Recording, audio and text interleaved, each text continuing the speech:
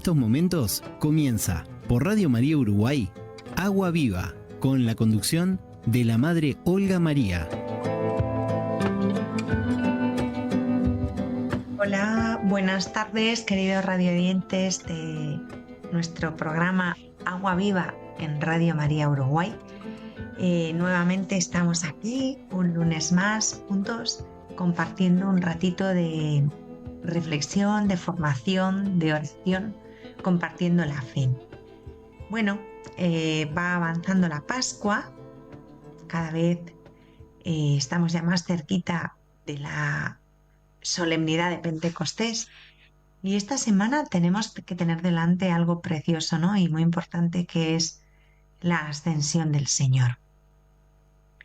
Yo os confieso que a mí esta fiesta antes no me gustaba nada durante un tiempo de mi vida, pero no me gustaba porque no la entendía bien, ¿no? Yo decía, pero ¿qué sentido tiene que el Señor se marche? Y yo me sentía, pues eso, ¿no? Galileos, ¿qué hacéis ahí plantados mirando al cielo? Pues así me sentía yo, plantada, abandonada, con una sensación muy extraña. Yo decía, ahora el Señor se va, luego el 15 de agosto se va la Virgen y nosotros nos quedamos aquí, pues como, ¿qué hacemos? Mirando al cielo, ¿no?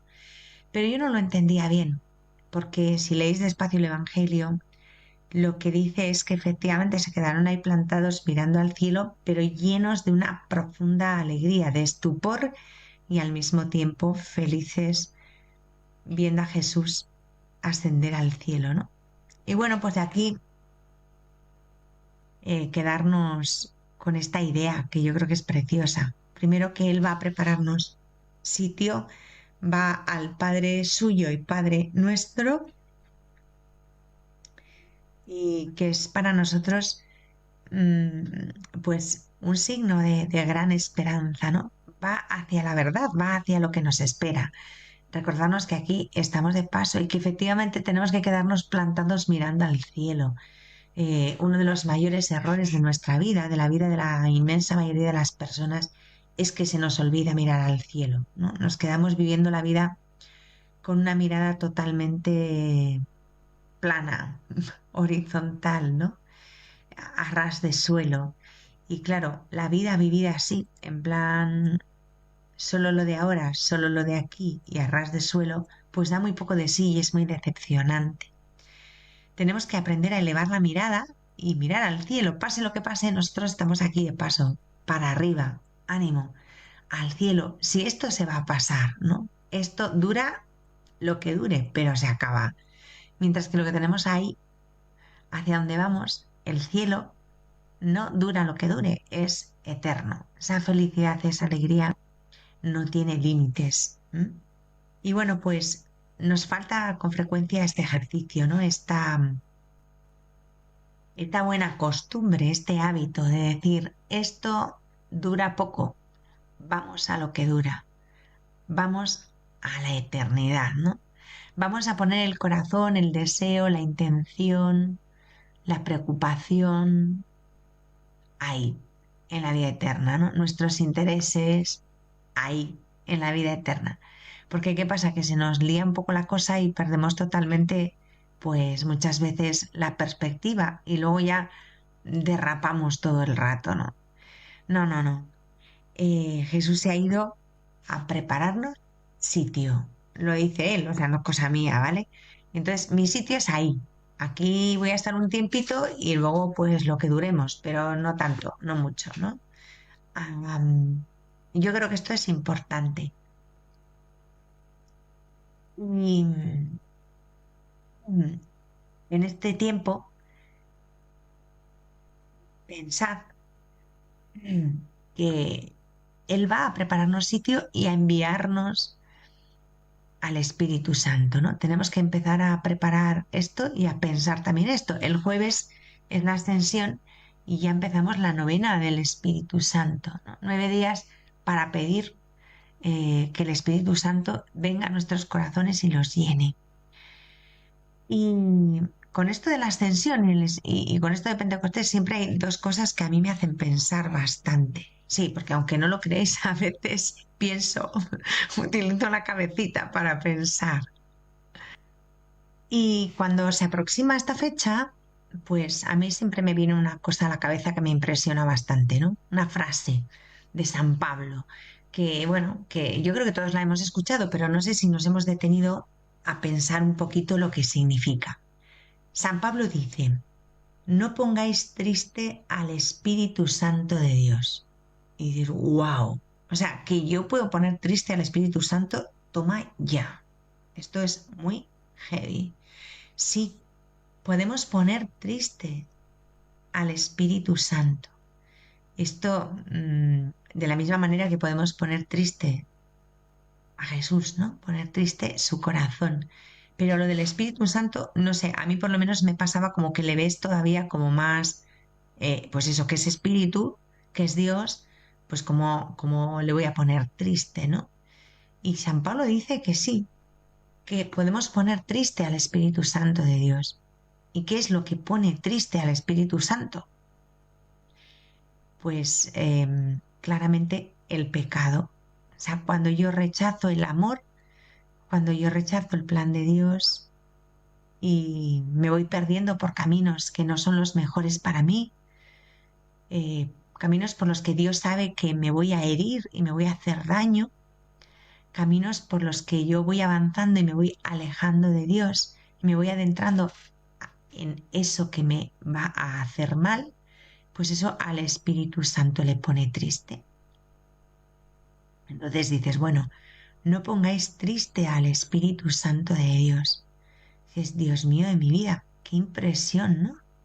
Qué fuerte, que sí, que yo pueda poner triste al Espíritu Santo. Normalmente vamos por la vida sin pararnos a pensar esto demasiado, pero es una realidad y debemos considerarla. Esto que estoy haciendo hoy, esto que estoy pensando, esta actitud, esta manera de comportarme, o esta contestación que he dado a esta persona, ¿han alegrado al Espíritu Santo o le he puesto triste? De modo que, fijaos, cuando hacemos nuestro examen de conciencia y pensamos un poco esto que os estoy diciendo, nos queda como una opción que es la de plantearse, bueno, ¿en qué cosas he puesto triste al Espíritu Santo? Este sería mi examen de conciencia. ¿Qué cosas he hecho o he dicho o he pensado que han puesto triste al Espíritu Santo, ¿no?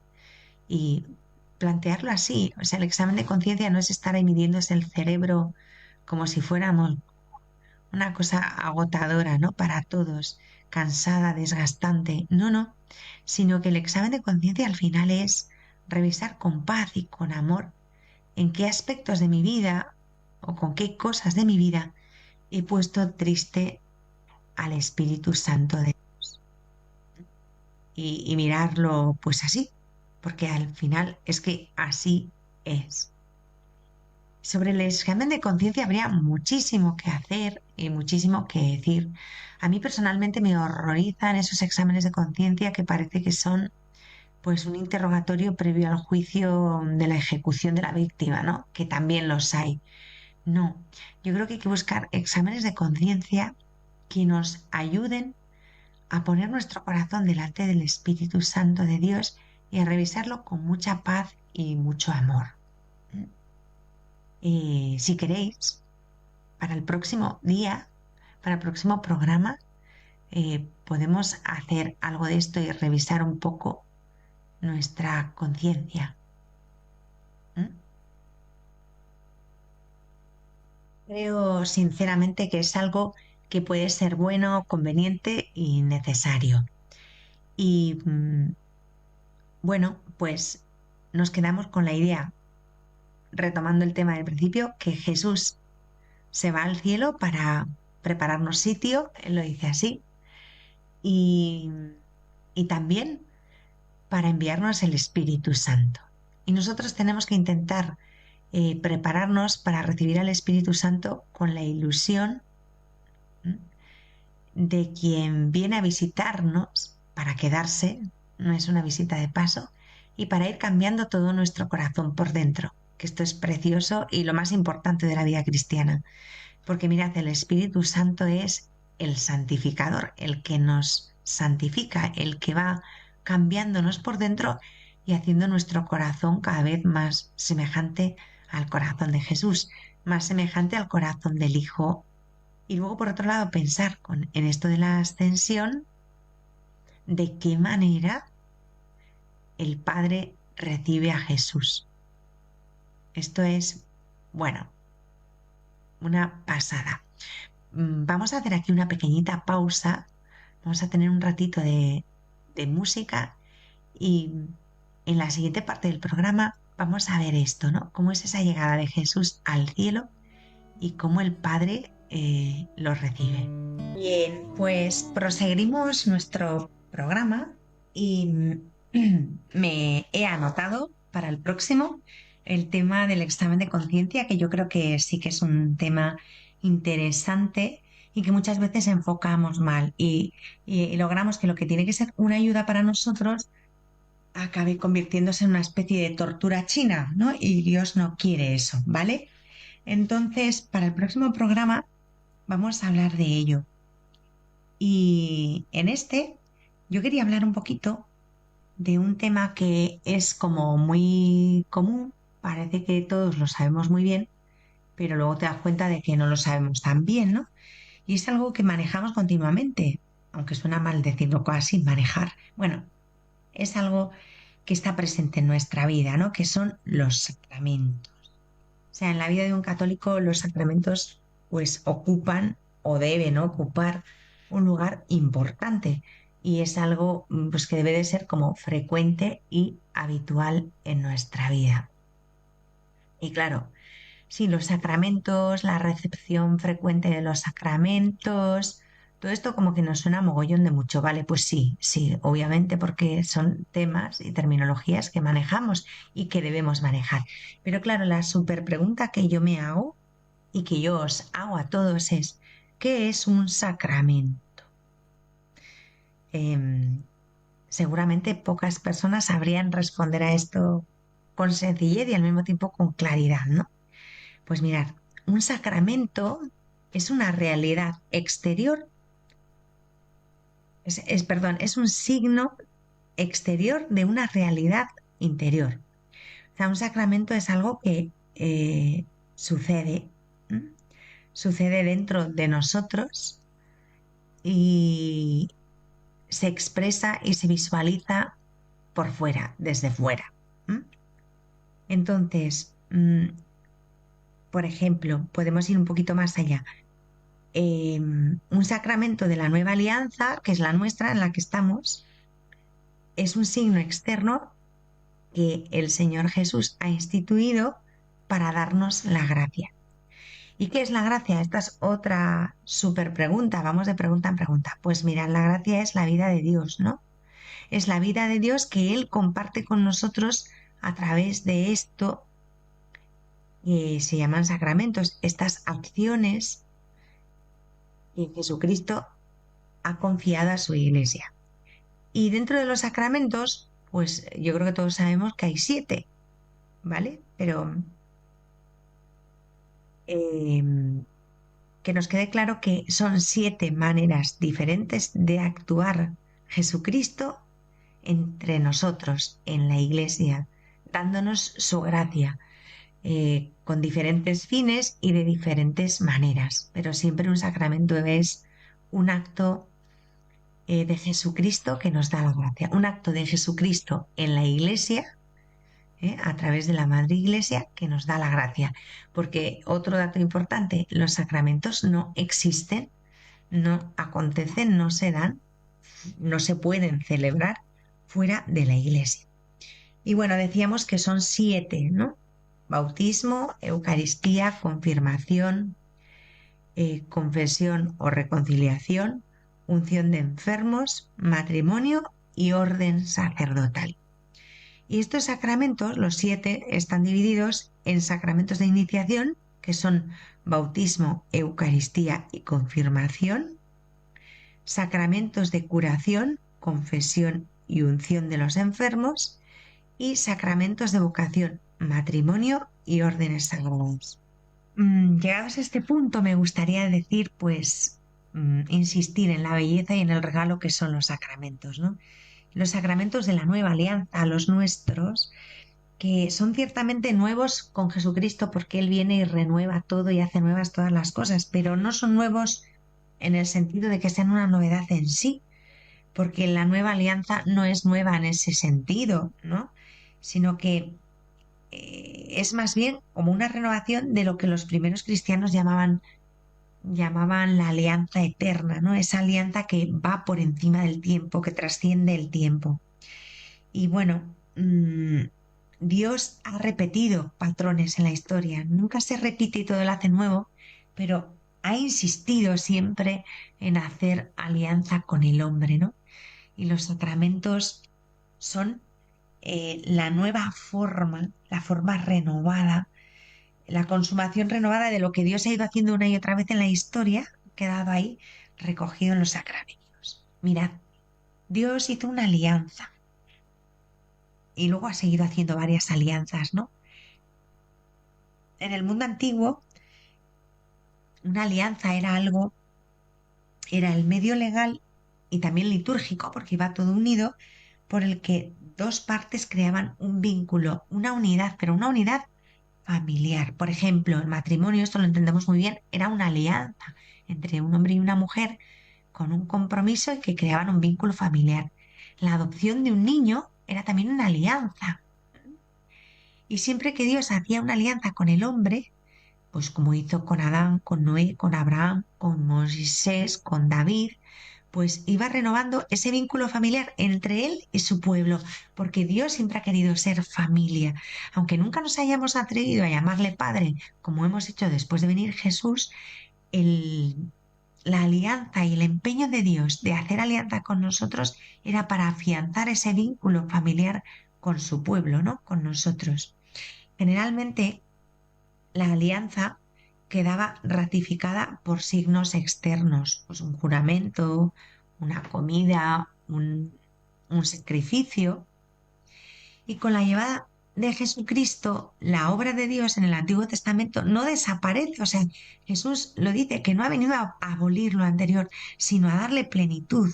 Jesús no anula aquello y no lo deja ahí de lado hasta convertirlo en algo irrelevante, ¿no? No, no es así. La antigua alianza no está separada de la nueva por un abismo enorme, no son dos cosas desconectadas, sino que la nueva alianza estaba prometida en la antigua y la antigua llega a su plenitud y a su pleno cumplimiento en la nueva. Esto nos lo dice el mismo Jesús, ¿no? Entonces, ¿qué pasa? Que los signos de la antigua alianza, el juramento, la comida, el sacrificio, encuentran su perfección en los sacramentos de la nueva alianza. Y escuchamos a Jesús que dice, mira, hago nuevas todas las cosas, ¿no? Y así es, efectivamente, Él renovó todas las cosas cuando estableció su alianza perfectamente renovada. Todos los sacramentos de la nueva alianza, todos, están ordenados a la Eucaristía. La Eucaristía es el culmen de todos los sacramentos, si se puede decir así, ¿no? ¿Por qué? Porque es al mismo tiempo un banquete familiar y un sacrificio, ¿no? Y todos los sacramentos invocan el nombre de Dios y todos tienen poder vinculante como juramentos. Todos nos comprometen a algo, ¿no?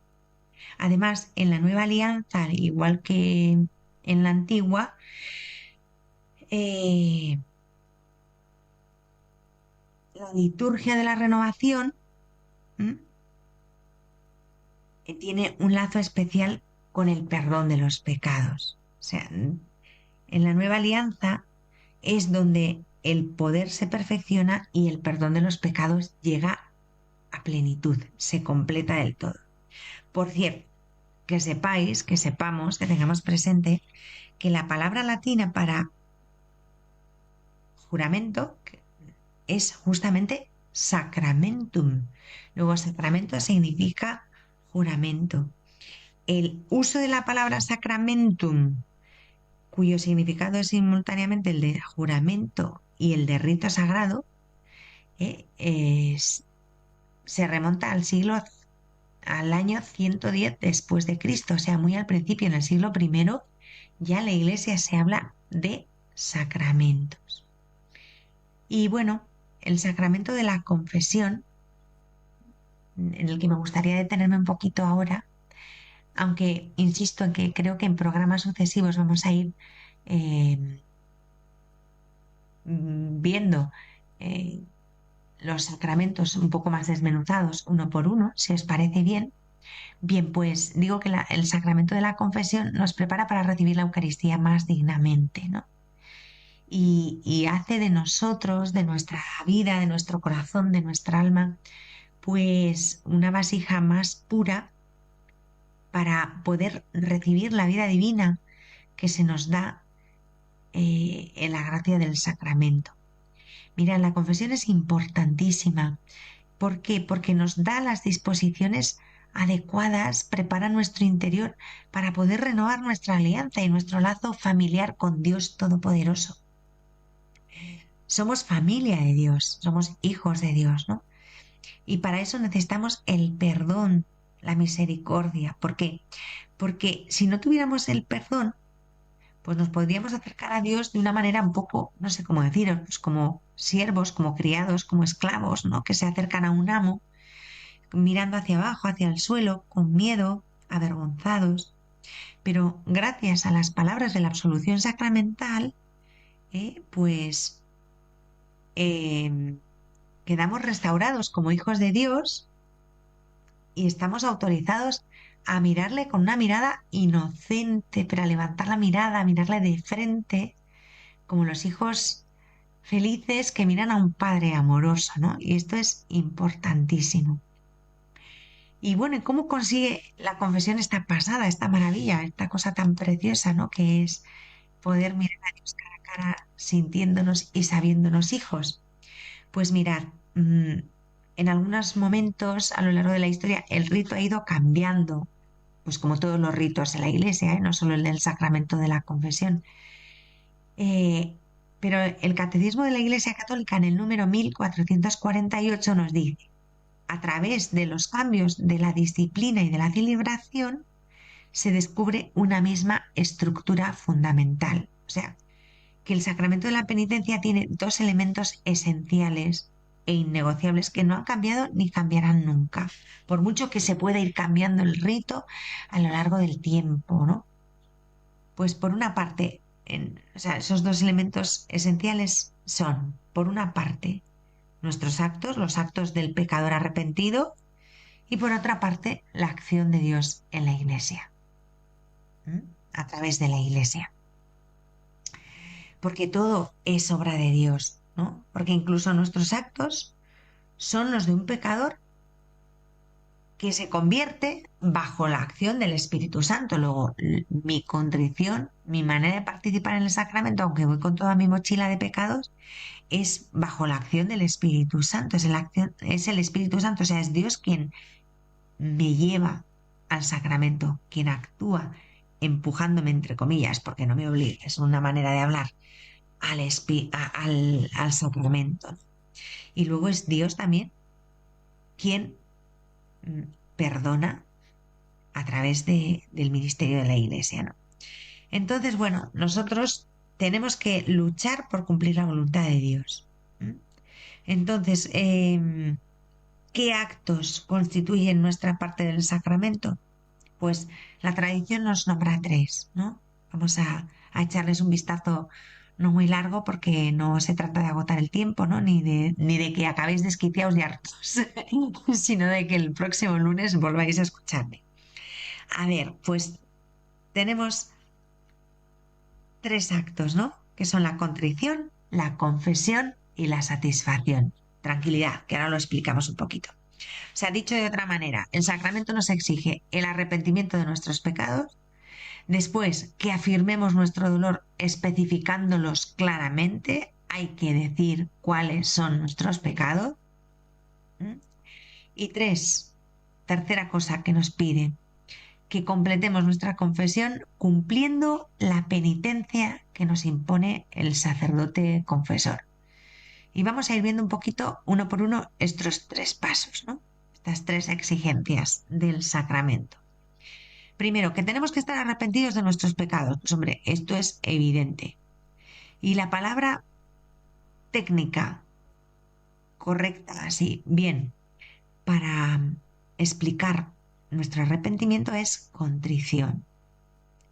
¿Qué es la contrición? Pues es un dolor sin el cual no podemos recibir el sacramento, porque la esencia del sacramento por nuestra parte es que pedimos perdón a Dios, ¿no? A quien hemos ofendido, y por eso, como somos conscientes de que le hemos herido y le hemos ofendido, vamos a pedirle perdón. Y hay que decir aquí que nuestra contrición, nuestro dolor no tiene por qué ser perfecto, y a veces no siempre surge por un motivo muy recto, de amor puro, ¿no? Eh, Podría deberse, por ejemplo, al miedo, al temor al castigo de Dios. Pues hombre, no es la mejor manera de comenzar, pero es un comienzo, ¿vale? Y la gracia de Dios completará nuestro acto y acabará por suplir la falta en nuestro dolor, ¿no? Lo perfeccionará, lo que no empieza de la mejor manera, Dios hace que termine de la mejor manera. Sin embargo, tenemos que hacer pues algún propósito de cambiar nuestras vidas, ¿no? Y en el futuro intentar evitar los pecados. ¿M? Y no volver a reincidir en ellos, ¿vale? Incluso tenemos que estar dispuestos a alejarnos de los lugares, las compañías, las circunstancias que podrían tentarnos y conducirnos de nuevo al pecado. La tradición católica llama a estas resoluciones firmes propósitos de enmienda, el propósito de la enmienda de toda la vida, vaya, y se formula en muchas de las oraciones de los llamados actos de contrición, ¿no? A lo mejor la más típica es aquella del acto de contrición de ayudado por vuestra gracia, propongo firmemente nunca más pecar y apartarme de todas las ocasiones de ofenderos. Esto es muy importante, ¿eh? Más de lo que parece a simple vista. Y bueno, aquí es donde nos encontramos con que algunas personas dicen, bueno, como los católicos dicen sus pecados al confesor, pueden seguir cometiendo pecados siempre que quieran, porque luego esto es facilísimo, vas, sueltas allí la cosa y vuelves luego otra vez a las andadas. Pues no, eso no es así, ¿no? Pero bueno, que el arrepentimiento no es un asunto exclusivamente católico. Es cierto y verdadero en cualquier religión en que se haga hincapié de él, ¿no? Pero el arrepentimiento en cualquier caso tiene que ser auténtico, de la misma manera que el firme propósito de, de la enmienda, ¿no? O sea, esto es importante porque si no sería una estafa, una mentira, un engaño.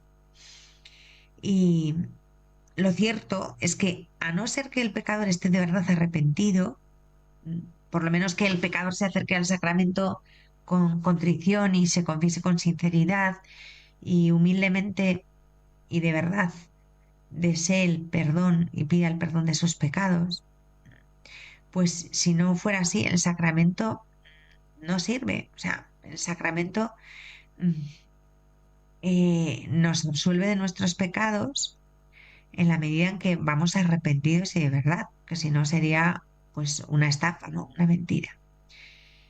Y encima le añadiríamos a esto otro pecado, que sería el del sacrilegio. Bueno, esto para otro día porque entonces ya nos hacen chiribitar los ojos. Bueno, de hecho, nos quedamos con que Jesús insiste en un cambio de vida cuando pronuncia la absolución, ¿no? Cuando se dirige a la mujer sorprendida en adulterio, le dice que no la condena, pero le añade, ala, venga, vete y no peques más.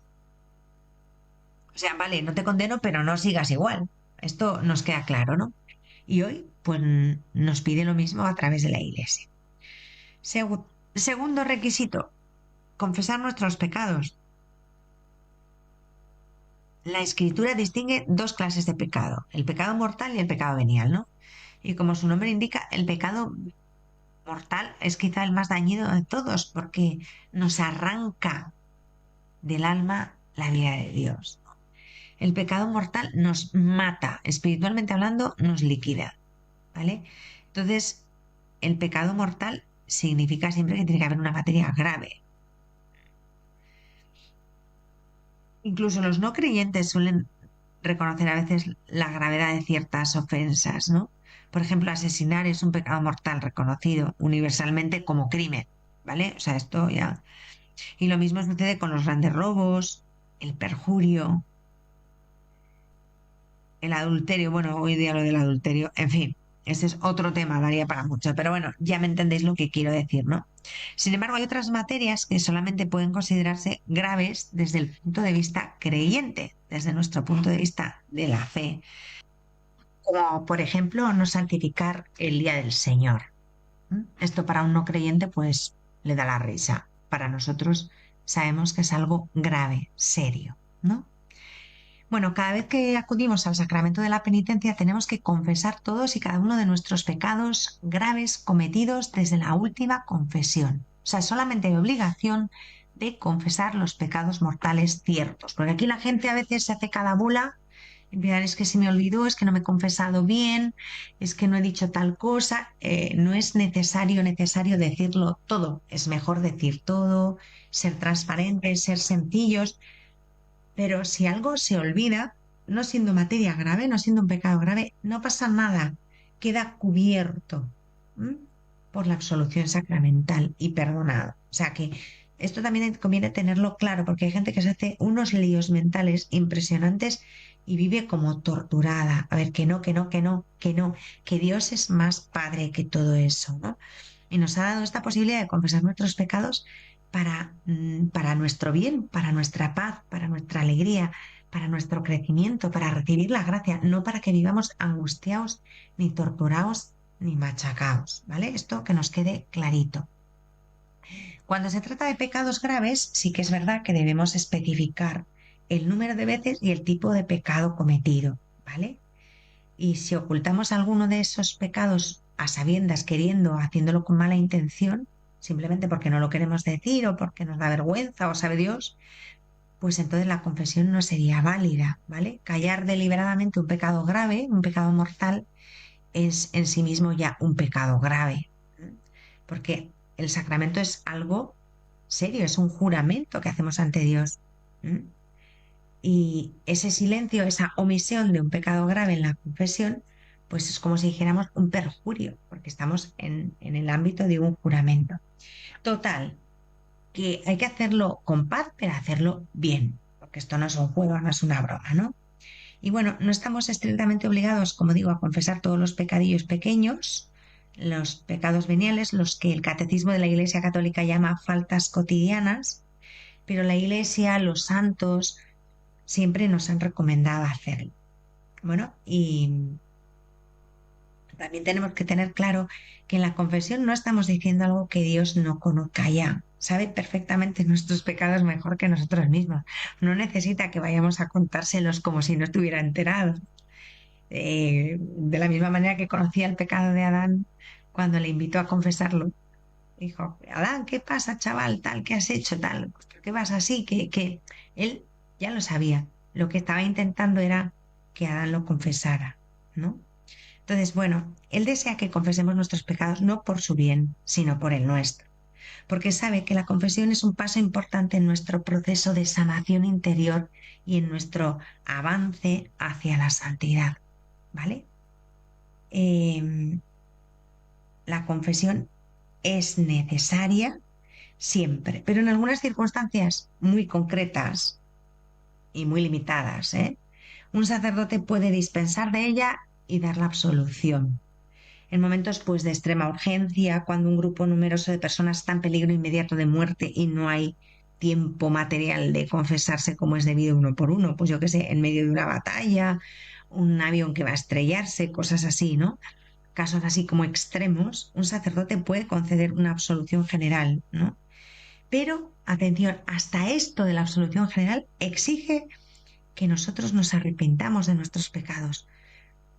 Aunque se nos dispense de la necesidad de confesarlos por la circunstancia del momento, no se nos dispensa de la necesidad del arrepentimiento profundo, de un dolor profundo, ¿no? Y esto pues es importante tenerlo en cuenta. O sea, el pecado se perdona sobre todo por el dolor nuestro, porque de verdad lo aborrecemos, no lo queremos, nos duele. Y como nos duele, vamos pidiendo perdón, pidiendo misericordia. Por último, pues tenemos que tener claro que hay que cumplir la penitencia o expiación. Bueno, y esto yo creo que más o menos sabemos de qué va, ¿no? Es que después de recibir la absolución de manos del sacerdote, el mismo sacerdote nos señala una penitencia, ¿no? Que hemos de cumplir. Normalmente esta penitencia suele consistir en una oración o una obra de misericordia o una limosna, una mortificación de algún tipo, ¿no? Pues como hacer un pequeño ayuno, pequeñito sacrificio, bueno, no sé. Pero normalmente esto es lo habitual, o pues cada caso es cada caso y cada confesor tiene que juzgar conforme a la confesión del penitente lo que sea más adecuado. Pero bueno, en cualquier caso, a nosotros nos corresponde, es nuestra obligación como penitentes cumplirla, ¿no? Y generalmente es lo que dice también el Catecismo de la Iglesia Católica en el número 460, que la penitencia o la expiación suele corresponder, va proporcionada a la gravedad y la naturaleza de nuestros pecados, ¿no? Por eso no hay una cosa establecida en plan estereotipo, pues porque no hay dos penitencias iguales, no hay dos sacramentos iguales, no hay dos confesiones iguales, no hay dos penitentes iguales. Bueno, lo que sí es importante, aclarado esto, que yo creo que aquí está claro, es importante que cumplamos esta penitencia lo antes posible, porque entre otras cosas lo primero que suele pasar es que a uno se le puede olvidar, ¿no? Y si lo olvidamos y no la cumplimos, a ver, la absolución sigue siendo válida, pero hemos dejado pasar una oportunidad preciosa y enorme de crecer espiritualmente, y hay que tener cuidado con esto, o sea, no hay que descuidarse, ¿no? De la misma manera que nuestros pecados son ofensas a Dios Todopoderoso, nuestros pequeños actos de reparación, de expiación, nunca van a poder lograr una reparación, porque las ofensas siempre van a ser más graves cuando se cometen contra personas de más dignidad, ¿no? Y nadie tiene una dignidad mayor que la de Dios. Pero, a ver, para entenderlo vamos a hacer como una especie de analogía con lo que sucede en la sociedad civil, ¿no? Por ejemplo, una cosa es que tú vayas y le pegues un puñetazo a tu vecino de la puerta de al lado, a tu vecino de al lado, pero otra cosa muy distinta es que le intentes dar un puñetazo pues al presidente de tu país. Respecto a la primera ofensa con tu vecino, pues podrías tener un pleito, una denuncia, una discusión, pero respecto a la segunda, pues la condena podría ser mucho mayor, no podrías cumplir una condena en cárcel o incluso, según la legislación de cada lugar, cosas más graves, ¿no? Incluso ser fusilado por traición, o sea, depende. Quiero decir que, ¿por qué digo esto? Porque nadie tiene una mayor dignidad que la de Dios. Su dignidad es infinita, ¿no? Y así nos pasa que nunca jamás vamos a poder compensar realmente las ofensas que le inferimos, ¿vale? Sin embargo, Jesucristo puede compensar lo que nos falta y así lo hace con el sacramento, que aunque ciertamente no es esta la razón del sacramento, ¿no? Pero lo que sí tenemos que tener claro es que el acto de reconciliación, que a veces somos tontos y nos lo creemos, pues no es principalmente nuestro, sino que es de Jesucristo. Y el acto de reconciliación real, el que de verdad vale, lo llevó a cabo Jesucristo y en la cruz, ¿no? ¿Qué pasa? Que a través de los sacramentos llegamos, simplemente llegamos por su gracia a compartir su obra y conocer su provecho, sus beneficios. Pero el que lo hace todo es Jesús. Nosotros nos asociamos y recibimos lo que Él ha conseguido para nosotros. Es decir, resumiendo, que hacemos penitencia para ofrecer una pequeña expiación y reparar los daños causados por el pecado, pero también, esto es importante, para restaurar y fortalecer nuestro lazo de amor con Jesucristo y con el pueblo de Dios. Y en este contexto, solamente queda citar el catecismo, ¿no? En el número 1460, Catecismo de la Iglesia Católica, que dice, tales penitencias ayudan a configurarnos con Cristo, el único que expió nuestros pecados una vez por todas, y nos permiten llegar a ser coherederos con Cristo resucitado, ya que sufrimos con Él. Acordémonos de la cita paulina, si con Él sufrimos, reinaremos con Él, ¿no? Pues nuestra pequeña penitencia, nuestra pequeña expiación es participar un poquito del sufrimiento de Cristo, sufrimos con Él, y si con Él sufrimos, reinaremos con Él. O sea, esto es el sentido de la penitencia. Bien, todo esto a mí me parece muy interesante, no sé, a lo mejor os resulta un poco denso, seco, aburrido, pero yo creo que es importante porque muchas veces en los católicos adolecemos de falta de formación, o sea, de falta de conocimiento profundo de lo que estamos viviendo, ¿no? Y bueno, pues llegados a este punto, a ver si ya voy cerrando esto, y de verdad que me queda ahí apuntado para el próximo programa el examen de conciencia y enfocarlo bien, ¿vale? A ver, todo lo interior nos está diciendo que hay alguien recibiendo nuestra confesión, por supuesto. O sea, ¿m? Y por supuesto el que recibe nuestra confesión es Jesucristo, porque solamente Dios puede perdonar pecados. Pero Jesús ha delegado su poder de perdonar en la Iglesia en sus sacerdotes. Acordaos que el domingo de Pascua exhaló el Espíritu Santo sobre sus primeros sacerdotes, los apóstoles, y les dijo: recibid el Espíritu Santo, a quienes les perdonéis los pecados, les quedan perdonados. Y aquí el Evangelio emplea el mismo verbo griego que en otro lugar describe el poder exclusivo de Jesús para perdonar, ¿vale? Porque nada ha cambiado. El poder de perdonar únicamente le pertenece a Dios. Pero ahora Dios está autorizando a otros a perdonar en su nombre como un signo seguro y sacramental. Luego, no es un invento, algo que nos sacado de la manga, ¿no? Por medio de los sacerdotes, Jesucristo perdona a los pecadores y encuentra el modo de que puedan reconciliarse con Dios. El sacerdote, hemos visto que impone una penitencia. La Iglesia también reza por el pecador y hace penitencia con él. Además de todo esto, el sacerdote puede dar algún consejo al penitente sobre el modo de, pues, de vencer su pecado y avanzar en la santidad, ¿no?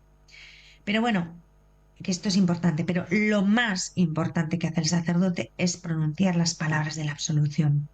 Si hemos cumplido con nuestra parte, recordamos contrición, confesión y satisfacción, esto produce en nosotros una fuerza tremenda, tremenda, impresionante, divina, porque la fórmula de la absolución no es la promesa de Dios de mirar a otro lado o de hacerse el tonto y ignorar nuestros pecados y dejar atrás nuestro pasado. Eso sería absurdo y totalmente incompatible con un Dios que todo lo conoce, que es omnisciente y que es todo ternura y todo eternidad, ¿no? Las palabras de la absolución no son las palabras de un clérigo, de un sacerdote, no son palabras torpes, el balbuceo de un ser humano, de un hombre, aunque sea un hombre ungido por Dios. Son las palabras que Dios pronuncia sobre nosotros con su poder, exactamente igual que con su poder las pronunció sobre las aguas en el principio, en la creación, o como las pronunció su poder sobre el pan cuando afirmó que era su cuerpo. Es exactamente el mismo poder, ¿vale? Y no olvidemos nunca que la palabra de Dios es creadora y eficaz. Y esa es también la clase de poder que Él ejerce en el sacramento de la reconciliación. Crear es producir algo de la nada. Y con las palabras de la absolución, Dios nos renueva como si fuéramos una nueva creación, porque el pecado nos deja reducidos a nada y de pronto Dios nos vuelve a crear. Y así lo dice David, si os acordáis cuando dice en el Salmo 50: oh Dios, crea en mí un corazón puro. Dios, por su parte, ha prometido que va a escuchar esta plegaria, ¿no? Recordar la cita de Ezequiel 36: os daré un corazón nuevo, os arrancaré ese corazón de piedra y os daré un corazón de carne. Y bueno, este poder pues queda súper manifiesto después de que un pecador confiesa un pecado grave, un pecado mortal. Y es que ese pecador de verdad que estaba más muerto que Lázaro tras llevar 4 días en la tumba, ¿no? Los pecados graves, los pecados mortales, son más desagradables y vergonzosos que, pues, que un cadáver, ¿no? O sea, nos dejan reducidos a un estado, pues, de cadáver. Y, y los efectos de ese pecado de esa muerte, pues de verdad atan nuestras manos y nuestros pies, como aquellas vendas con las que estaba atado Lázaro, ¿no? Y nos impiden hacer el bien, nos impiden amar de verdad, nos impiden conseguir la paz eterna. Sin embargo, la palabra de la absolución, las palabras de la absolución cambian todo eso. Cuando un pecador penitente con verdadero dolor de corazón oye esas palabras, tendría que experimentar una impresión no menor que la que experimentara Lázaro en su sepulcro, ¿no? Porque las palabras de la absolución nos están diciendo, sal fuera, o sea, sal de tu sepulcro, sal de tu tumba, vive. ¿Mm? El pecado es una muerte mucho mayor que la terminación de la vida del cuerpo, que nuestra vida, de nuestra vida física, ¿no? Y la absolución es un milagro. Por medio de la absolución, Jesucristo realiza un milagro mucho mayor que el que hizo en la tumba de Lázaro. Y bueno, llegados a este punto, la verdad que uno se pierde aquí y se estremece. Yo por lo menos, ¿no? Me causa una impresión honda. Y bueno, la tradición llama a este milagro la gracia de la resurrección. ¿Por qué? Porque en palabras de un gran teólogo, da lugar a la resurrección del espiritualmente muerto a una vida verdadera, que es la vida de la gracia. Y también se llama la gracia de la curación, porque por ella, con la colaboración voluntaria del pecador, las heridas del pecado sanan y cicatrizan. Yo creo que esto es importantísimo en un tiempo en que continuamente estamos hablando de la sanación, de las oraciones de sanación, de los retiros de sanación, de que no me parecen mal, ¿eh? Pero nos olvidamos de que la sanación verdadera, sacramental, la tenemos ahí y nos vamos a cosas que a veces son de fervorín, de sentimiento, de subidón emocional, cuando la verdad, verdad está ahí, en la absolución, ¿no? Se nos olvida. Como cuando hablamos de efusiones del espíritu, una efusión del espíritu, ¿no? Tenemos una efusión del espíritu cada vez que un sacerdote extiende las manos sobre el pan y el vino y empieza propiamente la consagración, ¿no? Dice, envía, Señor, tu espíritu sobre estos dones. O sea, y el espíritu está viniendo. O sea, la acción del sacerdote es tan grande y real. O sea, ahí no es subjetiva, no es un fervorín, no es algo que más o menos nos mueve y nos conmueve. Es verdad. O sea, cuando un sacerdote actúa, actúa in persona Christi, quiero decir, cuando actúa sacramentalmente. Entonces, a veces nos perdemos, ¿no? Y la absolución es que de verdad nos sana y no simplemente nos sana, sino que nos resucita, porque el pecado mata, no simplemente hiere o enferma, el pecado es muerte y la absolución nos resucita. Y bueno, la fórmula de la absolución pues expresa todos los elementos esenciales del sacramento de la confesión, ¿no? La voy a repetir. Dice, Dios Padre misericordioso, que reconcilió consigo el mundo por la muerte y la resurrección de su Hijo y derramó el Espíritu Santo para la remisión de los pecados, te conceda por el ministerio de la Iglesia el perdón y la paz. Y yo te absuelvo de tus pecados en el nombre del Padre, del Hijo y del Espíritu Santo. Estas palabras que yo acabo de leer, dichas por mí, no significan nada. Nos sirven para pararnos un poco y reflexionar, pero para nada más. Pero estas palabras, en el contexto del sacramento, en el ámbito del sacramento, con un penitente de verdad arrepentido y arrepentido del mal que ha causado, del pecado cometido y pidiendo la misericordia de Dios, estas palabras pronunciadas por un sacerdote ante un penitente así son resurrección, son el milagro de la vida, el milagro de la resurrección, ¿no? Y bueno, esto es impresionante. Yo creo que lo es. Al menos para mí lo es. Y bueno, aquí llegamos al punto en que los no católicos nos ponen 1.000 millones de objeciones, ¿no? Lo que suelen objetar sobre todo es que el sacerdote no es necesario en todo esto, en todo este proceso, ¿no? Que los cristianos se pueden confesar directamente con Dios. Y hay que ver lo que mola eso. O sea, esa teoría de yo me confieso con Dios tiene miles de adeptos, pero son miles de engaños, miles de mentiras, ¿no? Porque, bueno, indudablemente podemos estar, como diríamos, podemos estar arrepentidos y podemos pedir perdón al Señor, pero no estaremos seguros del perdón a menos que abordemos nuestra confesión como Dios nos ha pedido que lo hagamos. Y bueno, ya he citado antes el pasaje de Juan en el que Jesús les da a los apóstoles el poder de perdonar los pecados, ¿no? Y también tenemos ahí la exhortación que hace el apóstol Santiago sobre la confesión, ¿no? Que viene en la carta de Santiago al final de su exposición sobre los presbíteros y el sacramento. En el Nuevo Testamento, mmm, le pese a quien le pese, las bases de este sacramento son sólidas. ¿M? Y desde las primeras generaciones del cristianismo han sido citadas para apoyar esta práctica, o sea que no es un invento de ahora, ¿no? Y mirad, mm, la soberanía de Dios no está amenazada cuando comparte su poder con otros. Ciertamente el poder sigue siendo de Dios, porque Cristo siempre es el sacerdote detrás del sacerdote, ¿no? Él es el sacerdote con mayúscula dentro del sacerdote con minúscula. Y es el sacerdote que actúa a través del sacerdote. De modo que nosotros no vamos al sacerdote en lugar de ir a Cristo. No, vamos al sacerdote porque en el sacerdote está Cristo. No vamos al confesionario en lugar de ir al Dios de la misericordia. Vamos al Dios de la misericordia y Él nos dice que vayamos al confesionario, ¿vale? Cristo instituyó todos estos medios creados para la salvación de nuestras almas, para nuestra salud. Y el pecado, que no se nos olvide, es como una infección. Las infecciones corren como no se atajen y necesitamos acudir a un médico para que nos dé la receta adecuada y la dosis correcta. Y si seguimos sus consejos, porque nos fiamos de su autoridad. Que si nos administramos las medicinas por nuestra cuenta y a nuestro modo, pues puede ser, casi seguro, nos vamos a equivocar y nos vamos a hacer más daño que bien.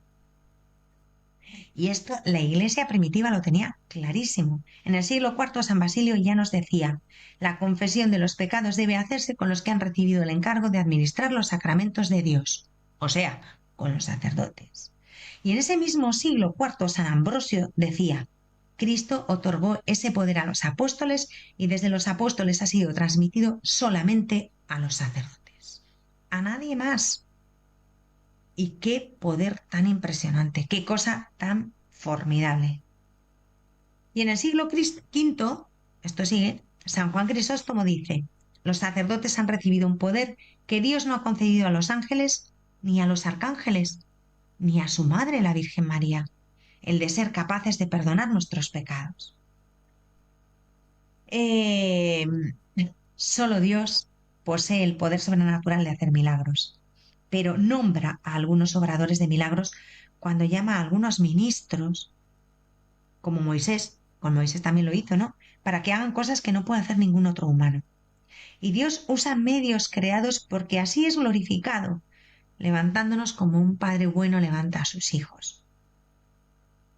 Así que, hermanos y hermanas que me escucháis, cuando veamos a los sacerdotes hacer las cosas que solo Dios puede hacer, no significa que el sacerdote le esté quitando nada a Dios, sino que es la prueba de que Dios está cuidándonos y dándonos vida tal y como nos prometió.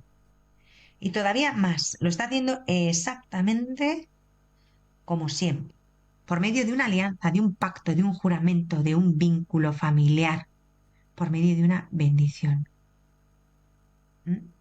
Y así deberíamos empezar todas las confesiones diciendo, Señor, tú conoces todo, tú lo sabes todo, tú sabes que te amo, ¿no?